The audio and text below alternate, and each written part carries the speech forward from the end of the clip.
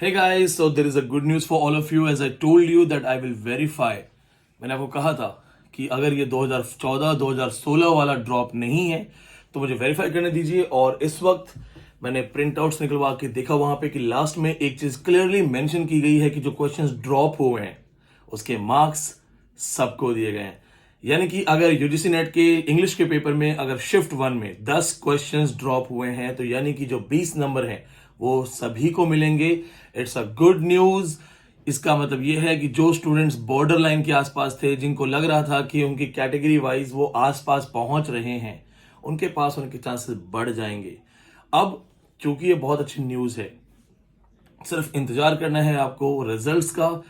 Let's see, शायद जिस तरह से इन्होंने जल्दी से आंसर की निकाली है, हो सकता है अगले 15 दिन में ये रिजल्ट्स निकाल दें। और अगर ये अगले 15 दिन में रिजल्ट्स निकाल देते हैं तो हम बहुत शुक्रगुजार होंगे, क्योंकि हमें उन रिजल्ट्स की बहुत जरूरत है।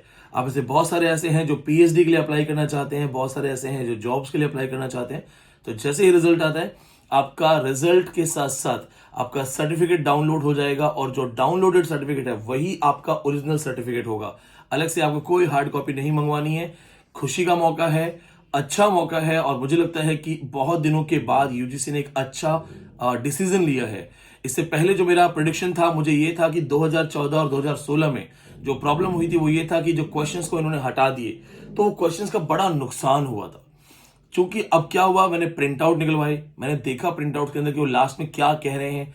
तो वहां पे ये क्लियरली मेंशन है कि जो ड्रॉप क्वेश्चंस है, इसका मतलब ये है कि किसी के मार्क्स काटे नहीं जाएंगे, सबको मार्क्स दिए जाएंगे।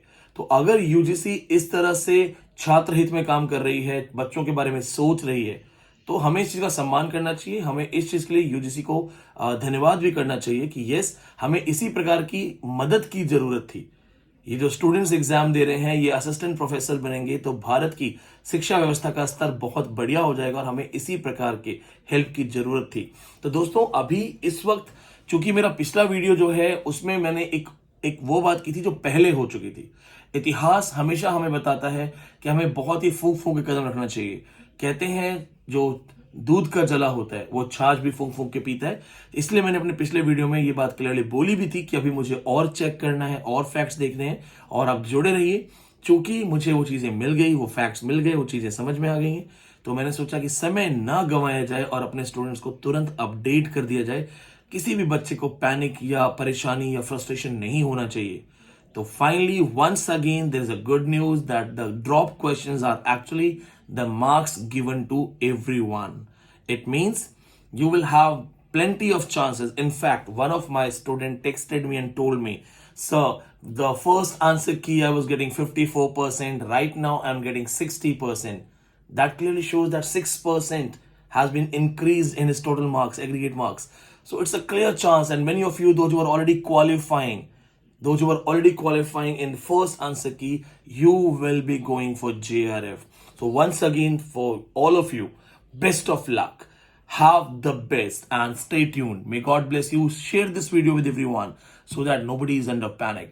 Share it with everyone. And yes, if you love this news, subscribe button is in front of you. Support us. हम आपके लिए आवाज उठाते हैं, हम एजुकेशन वाले हैं। Support us, subscribe us, share your love. May God bless you.